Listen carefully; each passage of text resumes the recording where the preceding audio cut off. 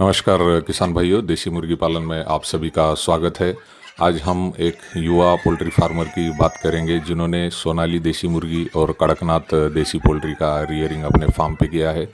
इनका फार्म जो है यह गुजरात में सूरत डिस्ट्रिक्ट में स्थित है और इन्होंने अपने फार्म पे लार्ज स्केल पे देसी मुर्गी पालन किया है।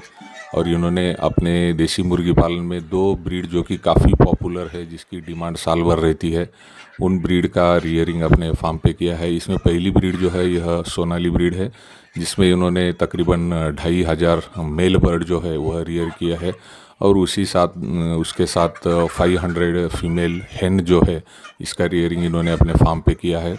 और हमें पता है कि साल भर कड़कनाथ बर्ड्स की अच्छी डिमांड रहती है। इसमें देखा जाए तो इसका प्राइस जो है वह अच्छा खासा मिलता है। एक बर्ड का प्राइस रिटेल में देखा जाए तो 1000 रुपये तक रहता है और वही होलसेल प्राइस देखा जाए तो तकरीबन 400-500 केजी के हिसाब से कड़कनाथ का सेल होता है। तो यह अपने फार्म से यह दोनों ब्रीड जो है इनका रिटेल और होलसेल मार्केटिंग करते हैं।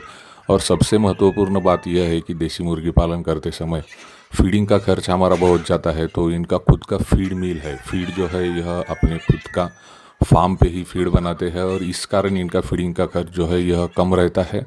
और जैसे कि मैंने बताया कि रिटेल मार्केटिंग और होलसेल दोनों मार्केटिंग करने की वजह से प्रॉफिट मार्जिन जो है यह भी अच्छा मिलता है। इनके फार्म से काफ़ी सारे जो किसान है, ट्रेडर है, इन्होंने बर्ड्स उठाए हैं। इसका कारण यह है कि यह बड़े पैमाने पे करते हैं और दोनों टाइप की मार्केटिंग करते हैं, रिटेल मार्केटिंग और होलसेल। इससे फ़ायदा यह होता है कि हम जब देसी मुर्गी पालन करते हैं और मार्केटिंग पे ज़्यादा फोकस करते हैं तो हमारे कॉन्टैक्ट्स बढ़ते हैं और इन्होंने ऐसे ही अपने खुद के कॉन्टैक्ट्स बढ़ाए हैं।